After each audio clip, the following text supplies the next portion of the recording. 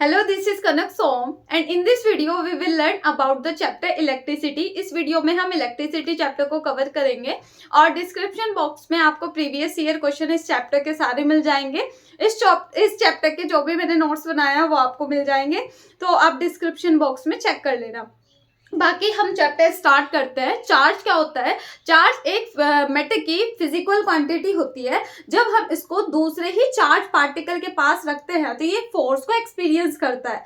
जैसे एक हमने कॉम्ब लिया और कॉम्ब को ड्राई हेयर में हम रब करते हैं, फिर उसको थोड़े थोड़े पीसेज ऑफ पेपर पे अगर हम लगाएंगे तो वो पेपर क्या है, वो चिपकने लग जाते हैं। तो वो क्यों चिपक रहे हैं? क्योंकि वो जो चार्ज है दोनों को अट्रैक्ट कर रहा है, इस वजह से वो पेपर कॉम्ब पर चिपक जा रहे हैं। तो ये चार्ज होता है। चार्ज क्या होता है? मैटर की फिजिकल क्वांटिटी। इसे किससे हम डिनोट करते हैं? क्यू से डिनोट करती है।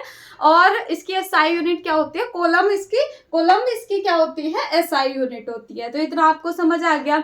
अब इसके बाद आपको याद रखना है Q is equals to N A. क्या होता है? फॉर्मूला होता है किसका? क्वांटाइजेशन ऑफ चार्ज का। वेयर Q क्या होता है? चार्ज, एन क्या होता है? नंबर ऑफ इलेक्ट्रॉन, और ई क्या होता है? Electronic charge. इलेक्ट्रॉनिक चार्ज आपको पता है कितना होता है? 1.6 इंटू 10 टू की पावर -19। इतना एक इलेक्ट्रॉन पे चार्ज होता है। बाकी एक एनसीईआरटी में क्वेश्चन है कि एक कूलम चार्ज में, चार्ज वहां दे रखा है 1 कूलम और वहां पर नंबर ऑफ इलेक्ट्रॉन पूछे हैं, तो आपको यही फॉर्मूला लगाना है Q is equals to N E. Q की जगह क्या रखना है? 1 और n आपको निकालना है। इलेक्ट्रॉनिक चार्ज आपको पता होता है कितना? 1.6 इंटू 10 टू की पावर -19। ये माइनस पे होता है, और अगर प्रोटॉन पे कोई चार्ज पूछे तो वो पॉजिटिव हो जाता है। ठीक है। अब क्या है यहाँ पर? अगर हम नंबर ऑफ इलेक्ट्रॉन निकालें तो n इज इक्वल्स टू क्या आ जाएगा? 1/1.6 इंटू 10 टू की पावर -19। इस 19 को ऊपर भेजो, हम एक पावर इसे दे रहे हैं तो 10 इंटू 10 टू की पावर 18 हो जाएगा। अब उसके बाद 1.6। अब क्या है? ये हटाया तो हमने इसको कट करेंगे तो आंसर आ जाएगा 6.25 इंटू 10 टू की पावर 18। मतलब इतने नंबर ऑफ इलेक्ट्रॉन होंगे किसमें? एक कूलम के चार्ज में कितने इलेक्ट्रॉन होंगे? 6.25 इंटू 10 टू की पावर 18। ठीक है, आपको ये चीज क्लियर हो गई होगी। तो चार्ज क्या है? चार्ज एक फिजिकल क्वांटिटी है मैटर की, इसे डिनोट करते हैं Q से, और एसआई यूनिट कूलम होती है, C से इसकी यूनिट को एक्सप्रेस कर सकते हैं हम। और बाकी क्वांटाइजेशन में ये ही दे रखा है, या पूछ लेगा 2 कूलम चार्ज में कितने इलेक्ट्रॉन होंगे, तो ये आप कर लोगे। अब उसके बाद हमें क्या स्टार्ट करना है? Electric current. इलेक्ट्रिक करंट क्या होता है? The rate of flow of charge. Charge अभी हम पढ़ के आए हैं, तो rate of flow of charge को हम क्या बोलते हैं? करंट। रेट जब भी आ जाए तो इसके नीचे क्या आएगा? T। जब भी रेट बोलेंगे तो नीचे क्या आएगा? T। तो I इज इक्वल्स टू क्या हो गया? Q upon T। ठीक है। फिर उसके बाद इसकी एसआई यूनिट क्या होती है? एम्पियर। तो हम कैसे बोल सकते हैं? 1 एम्पियर इज इक्वल्स टू को बोलेंगे इज डिफाइंड एज, तो बोलेंगे 1 ampere of current is defined as when 1 coulomb of charge is flow in 1 second. 1 ampere define कर दिया। अब करंट को हम मेजर किस में करते हैं? मेजर हम एमीटर में करते हैं, और एमीटर हमेशा किस में लगा होना चाहिए? सीरीज में लगा होना चाहिए। सपोज ये कंडक्टर है। कंडक्टर क्या होता है? जिसमें इलेक्ट्रिसिटी पास हो सकती है उसे हम कंडक्टर बोलते हैं। जैसे मेटल्स क्या होता है? गुड कंडक्टर होता है इलेक्ट्रिसिटी के। तो जैसे हमने यहाँ पर कॉपर का वायर लिया, मुझे ये कैलकुलेट करना है कि इसमें करंट कितना फ्लो हो रहा है, तो मैं यहाँ पर एमीटर लगा दूंगी। सीरीज में मतलब एक ही लाइन के उसमें लगाना है, तो ये हमारा एमीटर का काम क्या होगा? किसको मेजर करना? करंट को मेजर करना। और इसका ना रेजिस्टेंस लो रखते हैं। लो रेजिस्टेंस का क्या मतलब होता है? रेजिस्टेंस मतलब होता है करंट की रुकावट। लेकिन अगर हम ज्यादा रेजिस्टेंस का एमीटर यूज करेंगे तब क्या होगा? तब करंट को तो वो रोक देगा ना, उसे तो नापना है, करंट को मेजर करना है, तो इसलिए एमीटर का लो रेजिस्टेंस होता है। और इसे कैसे कनेक्ट करते हैं? सीरीज में। तो समझ आ गया। करंट क्या है? The rate of flow of charge, it is denoted by I, और इसकी एसआई यूनिट क्या होती है? एम्पियर। और 1 एम्पियर क्या होता है? When 1 coulomb of charge is flow in 1 second. और बाकी इसको किस में मेजर करते हैं? मीटर में। मीटर का लो रेजिस्टेंस होता है, और सीरीज में हम इसको लगाते हैं। ये चीज आपको क्लियर हो गई होगी। अब इसके जस्ट बाद हम क्या पढ़ेंगे? Potential difference. अब इससे आगे हमें दो चीजें पढ़नी है, एक तो इलेक्ट्रिक पोटेंशियल और पोटेंशियल डिफरेंस। दोनों को वोल्टेज बोला जाता है, लेकिन अगर हम किसी यूनिट पॉजिटिव चार्ज को इन्फिनिटी से इलेक्ट्रिक फील्ड के उस पॉइंट तक लेकर आ रहे हैं तो उसे इलेक्ट्रिक पोटेंशियल बोलते हैं। मतलब क्या कि the electric potential at a point, मतलब at a point, the electric potential at a point in a electric field. ये जो सर्कल सा बनाया है ये मैंने इलेक्ट्रिक फील्ड को डिनोट करा है। In a electric field is defined as the work done in moving a unit positive charge from infinity to that point is called electric potential। इसे क्या बोलेंगे? इलेक्ट्रिक पोटेंशियल बोलेंगे। मतलब क्या, इन्फिनिटी से यूनिट पॉजिटिव चार्ज को हम लेकर आ रहे हैं इलेक्ट्रिक फील्ड के अंदर किसी पॉइंट पर, तो उसे हम क्या बोलते हैं? Electric potential. इसे डिनोट हम किससे करते हैं? V से, और W/Q इसका फॉर्मूला हो जाता है। इसकी भी SI यूनिट क्या होती है? वोल्ट। बस इसमें फर्क इतना ही रहता है, इसे इन्फिनिटी से उठा के लाते हैं और ये एक सर्किट में होता है। एक सर्किट दिख रहा है, जैसे मैं यहाँ पे हल्का सा बना रही हूँ, जैसे ये जो पोटेंशियल डिफरेंस लगता है ये दो पॉइंट के बीच में लगता है सर्किट में। जैसे यहाँ मैंने बनाया ये पोटेंशियल, जो हम क्या करते हैं, देखो इस तरह है। तो पोटेंशियल डिफरेंस क्या होता है? हमें एक पॉइंट से दूसरे पॉइंट तक कितना क्या जा रहा है, कितना चार्ज जा रहा है, उसे हम पोटेंशियल डिफरेंस बोलते हैं। एक पॉइंट से दूसरे पॉइंट तक कितना चार्ज मूव हो रहा है उसे हम क्या बोलते हैं? Potential difference. लाइक यहाँ पे कोई रेजिस्टेंस रखा है, लाइक बल्ब लगा है या फिर कुछ भी ऐसी चीज, फैन वगैरह लगे हैं, तो हमें कैलकुलेट करना है इस पॉइंट से ए पॉइंट से बी पॉइंट तक कितना चार्ज मूव कर रहा है, तो उसे हम बोलेंगे पोटेंशियल डिफरेंस। तो potential difference between two point in a electric circuit is defined as amount of work done in moving a unit positive charge from one point to another point. ठीक है, समझ आ गया होगा। तो ये किस में लगता है पोटेंशियल डिफरेंस? एक सर्किट में। पोटेंशियल डिफरेंस किस में लगता है? एक सर्किट में। और यहाँ पर इन्फिनिटी से चार्ज उठाया जाता है। अब पोटेंशियल डिफरेंस बेसिकली किसी सर्किट में होता क्या है? किसी बैटरी या सेल को हम क्या बोलते हैं? Potential difference. तो इसमें ये जो है ना, ये इसे बोला गया है पोटेंशियल डिफरेंस, या इसे हम बैटरी बोल सकते हैं।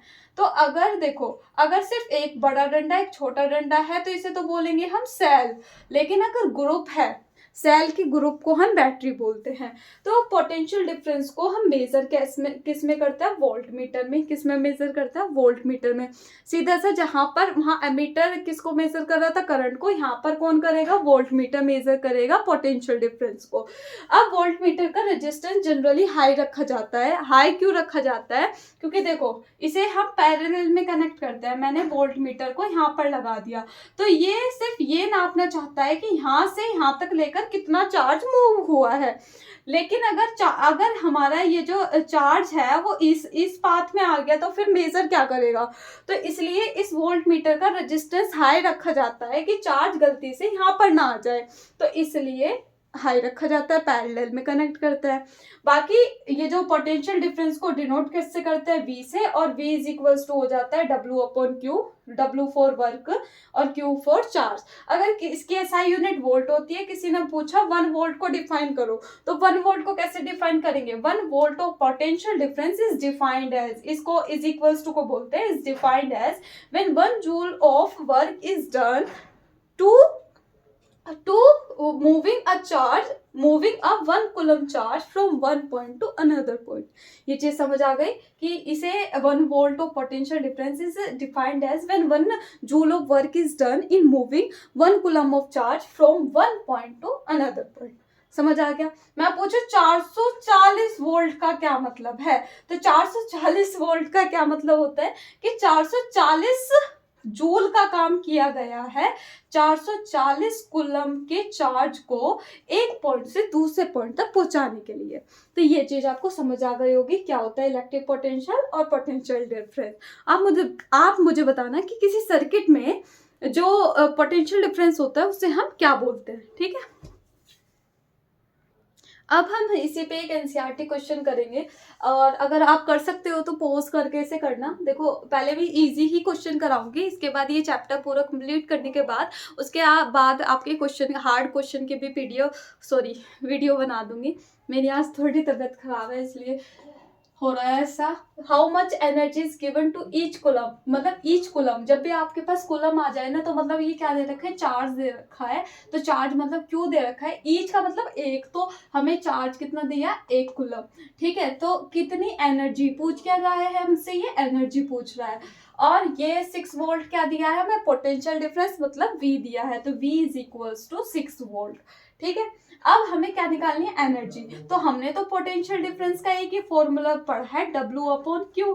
तो V क्या है, V यहाँ पर हो गया 6 वोल्ट, और W ही एनर्जी होता है, मतलब वर्क को हम एनर्जी बोल सकते हैं। तो हमें एनर्जी कैलकुलेट करनी है। यहाँ पे हम लिख सकते हैं कि work is equals to energy is equals to heat, heat को भी यही है, हीट, एनर्जी, और ये जो होते हैं ना, ये तीनों ही सेम ही मानो, और इनकी सबकी यूनिट क्या होती है, जूल होती है। अब क्या है, हमने यहाँ पर एनर्जी पुट कर दिया, चार्ज हमें कितना दे रखा था 1, तो E हमारा कितना आ गया, एनर्जी हमारी कितनी आ गई, 6 × 1, तो आ गए 6 जूल। तो ये क्वेश्चन हमने कर दिया, एनसीईआरटी का क्वेश्चन। तो आप नंबर वाइज पहले एनसीईआरटी के क्वेश्चन कंप्लीट करो, उसके बाद कोई अदर क्वेश्चन करना, बाकी जो मैं प्रीवियस ईयर अटैच करूंगी वो सारे क्वेश्चन आपको करना है। ठीक है, देखो अब हमें एक हमारा टॉपिक रह गया था डायरेक्शन ऑफ करंट। तो याद रखना, हम कन्वेंशन के हिसाब से क्या पढ़ते हैं कि जो करंट फ्लो होता है बैटरी के पॉजिटिव से नेगेटिव की ओर होता है, और इलेक्ट्रॉन कहाँ मूव करते हैं, नेगेटिव से पॉजिटिव की ओर। तो इससे क्या समझ आया कि जो करंट की डायरेक्शन होती है वो इलेक्ट्रॉन की डायरेक्शन के अपोजिट होती है। ठीक है, ये क्लियर हो गया आपको। अब एक और बात, जैसे कोई कंडक्टर है, कोई वायर है, अगर उसमें बैटरी या कुछ बैटरी नहीं लगाई तो उसके जो कंडक्टर के इलेक्ट्रॉन है इधर उधर घूमते रहते हैं, लेकिन उसमें अगर पोटेंशियल डिफरेंस मतलब बैटरी लगा दी तो उसके बाद उसके इलेक्ट्रॉन एक ही डायरेक्शन में क्या करने लगता है, मूव करने लगता है। ये चीज क्लियर हो गई, और सब कुछ नोट्स में मैंने मेंशन कर रखा है। फिर उसके बाद सर्किट, इलेक्ट्रिक सर्किट क्या होती है, क्या होता है कि एक कॉन्टिन्यूअस पाथ जिसमें क्या हो, वायर हो, other resistance, resistance means bulb हो, लाइट हो, या फैन वगैरह कुछ भी रेजिस्टेंस हो, और switch between two terminal of battery along with electric current is flow is called electric current. मतलब जिसमें करंट पास हो सकता है उसे हम क्या बोलते हैं, इलेक्ट्रिक करंट बोलते हैं, सॉरी इलेक्ट्रिक सर्किट। ठीक है, तो ये चीज हो गया। अब एक होता है ओपन सर्किट, एक होता है क्लोज सर्किट, मतलब जिसमें करंट फ्लो ना हो उसे हम क्या बोलते हैं, ओपन सर्किट। तो हमें कैसे पता लगेगा करंट फ्लो नहीं हो रहा, तो देखो ये वाला स्विच याद रखना, अगर ये यहाँ पर एक बिंदी नहीं बनी हुई तो इसका मतलब है सर्किट ओपन है, मतलब नो करंट। यहाँ पर इसका मतलब होता है नो करंट, लेकिन यहाँ पर अगर बिंदी लगी हुई है इसका मतलब है करंट फ्लो हो रहा है इसमें। समझ गए ना, close circuit means current flow होगा, और ओपन सर्किट मतलब नो करंट फ्लो। तो अगर स्विच एक ऐसा भी दिखाता है, अगर ऐसा स्विच है तब करंट फ्लो होगा, और ऐसा ओपन है तो तब करंट फ्लो नहीं होगा। ठीक है, तो ये चीज याद रखना, बस इनके सिंबल से याद रखना आप। ठीक है, एक ये की लगा देते हैं या इस टाइप का स्विच लगा देते हैं, तो बिंदी है तो करंट फ्लो होगा, वरना नहीं होगा। तो इसके बाद हमने पोटेंशियल डिफरेंस पढ़ लिया, करंट पढ़ लिया, तो अब इससे आगे हम ओम्स लॉ को पढ़ेंगे। तो अब हम ओम्स लॉ को पढ़ेंगे। ओम्स लॉ क्या कहता है कि जब हम physical condition such as temperature etcetera इन सबको हम कांस्टेंट रखते हैं, मतलब सेम रखते हैं, तो उस जो कंडक्टर में जो करंट फ्लो हो रहा है वो डायरेक्टली प्रोपोर्शनल होता है पोटेंशियल डिफरेंस के। मतलब जो कंडक्टर में करंट फ्लो हो रहा है वो डायरेक्टली प्रोपोर्शनल है पोटेंशियल डिफरेंस के, मतलब जितना करंट बढ़ाओगे उतना पोटेंशियल डिफरेंस बढ़ेगा, जितना पोटेंशियल डिफरेंस कम उतना करंट का। तो इसे हम I डायरेक्टली V भी बोल सकते हैं और V डायरेक्टली I भी बोल सकते हैं। तो अब हम अगर यहाँ से इस कांस्टेंट को हटाते हैं तो सॉरी इस प्रोपोर्शनलिटी के साइन को हटाते हैं तो एक कांस्टेंट लगता है जिसे बोलते हैं R, और R क्या होता है, रेजिस्टेंस। R क्या होता है, रेजिस्टेंस। I क्या होता है, करंट, और V क्या होता है, पोटेंशियल डिफरेंस। ये आपको पता है, यहाँ से बहुत सारे न्यूमेरिकल होंगे। तो एक चीज यहाँ से समझ में क्या आती है कि जो R है वो इंडिपेंडेंट है V और I के रिस्पेक्ट में, मतलब R पे कोई भी फर्क नहीं पड़ेगा V और I का। पोटेंशियल डिफरेंस बढ़ाओ I बढ़ाओ, इसे R को कोई मतलब नहीं है। तो VI ग्राफ आपको आ जाएगा। VI ग्राफ का मतलब कैसा बनेगा ग्राफ, तो स्ट्रेट लाइन बनता है। जब भी डायरेक्टली प्रोपोर्शनल होता है तो उनका साइन, उनका ग्राफ क्या बनता है, स्ट्रेट लाइन। ठीक है, अब उसके बाद इसे हम स्लोप भी बोल सकते हैं, इसे स्लोप मतलब स्लोप ही होती है। तो वीआई ग्राफ की स्लोप क्या होती है, तो रेजिस्टेंस, याद रखना। तो अब उसके बाद रेजिस्टेंस क्या होता है, तो रेजिस्टेंस एक कंडक्टर की क्या होती है, रुकावट, जो क्या करती है कि इलेक्ट्रिक करंट को रोकती है। जैसे कि किसी भी सर्किट में क्या लगा हुआ है, बल्ब, लाइट, फैन, तो ये क्या करते हैं, करंट को रोकते हैं, मतलब रोकते क्या मतलब है, कंज्यूम करता है उसको। तो रेजिस्टेंस एक प्रॉपर्टी है कंडक्टर की, जो किसको अपोज करती है, करंट के फ्लो को अपोज करती है। तो रेजिस्टेंस किस किस चीजों पर डिपेंड होता है, रेजिस्टेंस डिपेंड होता है लेंथ पर, रेजिस्टेंस इनवर्सली होता है एरिया पर, और रेजिस्टेंस किसी पे टेम्परेचर पे डिपेंड करेगा और नेचर पे डिपेंड करता है। तो 4 चीजों पर हमारा रेजिस्टेंस डिपेंड करता है। एक तो लेंथ पर, और एक मतलब हम बोल सकते हैं डायरेक्टली प्रोपोर्शनल है लेंथ के, मतलब अगर वायर की लेंथ बड़ी होगी, रेजिस्टेंस ज्यादा होगा, तो करंट क्या होगा, करंट होगा कम। ठीक है, तो हमें करंट अच्छा फ्लो कराना है, तो उसके लिए रेजिस्टेंस हमें हमेशा कम रखना पड़ेगा। हमारे लिए क्या अच्छा है कि रेजिस्टेंस कम रहे। तो इनवर्सली का क्या मतलब होता है, एक चीज ज्यादा है तो दूसरी चीज कम। तो अगर क्रॉस सेक्शनल एरिया कम है तो रेजिस्टेंस ज्यादा होगा, फिर वही बात, क्या ये जो करंट होगा वो क्या होगा, कम होगा। अब उसके बाद अगर हम एरिया ऑफ क्रॉस सेक्शन को ज्यादा कर लें तो रेजिस्टेंस क्या होगा, कम। तो किसी ने पूछा कि कौन सा कंडक्टर अच्छा होगा, तो हम उसे बता सकते हैं कि जिसकी शॉर्ट लेंथ रहे और वायर थिक रहे, जिसकी शॉर्ट लेंथ रहे वायर की और वो थिक रहे, तो वो अच्छा एक कंडक्टर हम उसे बोल सकते हैं, क्योंकि उसमें अच्छा करंट फ्लो होगा। तो ये आपको चीजें क्लियर हो गई। बाकी ये टेम्परेचर पे डिपेंड करता है, नेचर पर, जितना ज्यादा टेम्परेचर उतना ज्यादा रेजिस्टेंस, जितना कम टेम्परेचर उतना कम रेजिस्टेंस। नेचर पे कैसे करता है, जैसे कि हमारा कंडक्टर है, कंडक्टर का जो रेजिस्टेंस होता है नॉर्मली कम होता है, लेकिन इंसुलेटर का रेजिस्टेंस बहुत ज्यादा होता है, इसलिए उसमें से करंट फ्लो नहीं कर सकता। ऐसे ही कॉपर और आयरन में से अगर हम कंडक्टर के बीच में भी डिफरेंस करें, तो कॉपर जो होता है, कॉपर का रेजिस्टेंस कम होता है एज कम्पेयर टू आयरन। तो हमने ये सारी चीजें उसमें मेंशन भी की है। तो अगर मैं इसको, ये इक्वेशन 1 हो गई, ये इक्वेशन 2 हो गई, इन दोनों इक्वेशन को अगर मैं कंबाइन करती हूँ, कंबाइन 1 एंड 2, 1 और 2 इक्वेशन को अगर मैं कंबाइन करती हूँ, तो ये क्या हो जाएगा, R डायरेक्टली हो जाएगा L बाई A के। और मैं अब इस प्रोपोर्शनलिटी के साइन को अगर हटाऊंगी, देखो मैं यहाँ लिख देती हूँ सारा, ये जो R है, R डायरेक्टली था किसके, डायरेक्टली प्रोपोर्शनल था लेंथ के, और ये इनवर्सली प्रोपोर्शनल था एरिया के। ये इक्वेशन 1, ये इक्वेशन 2, और कंबाइन कर दी हमने दोनों इक्वेशन को। जब हमने दोनों इक्वेशन को कंबाइन कर दी तो हमारा क्या बना, R directly L by A। और जब भी हम प्रोपोर्शनलिटी के साइन को हटाते हैं, कांस्टेंट जरूर आता है, तो यहाँ पर भी कांस्टेंट आया, जिसे हमने बोला रेजिस्टिविटी, या इस सिंबल को बोलते हैं रो। तो हमारा रेजिस्टेंस का एक और फॉर्मूला आ गया, और यहाँ पर भी था V अपॉन I, और एक और आया R is equals to rho L by A। जो रेजिस्टेंस की यूनिट होती है वो क्या होती है, ओम। क्या होती है, ओम। इसका सिंबल होता है ये। तो इसे ये भी पूछा जा सकता है 1 ओम का रेजिस्टेंस बताओ कितना होता है। तो 1 ohm of resistance is defined as when 1 volt of potential difference is applied to flow 1 ampere of current. जब 1 एम्पियर का करंट फ्लो होगा, अगर हम पोटेंशियल डिफरेंस 1 वोल्ट का लगाए, तो उसको हम क्या बोलेंगे, 1 ओम का रेजिस्टेंस बोलेंगे।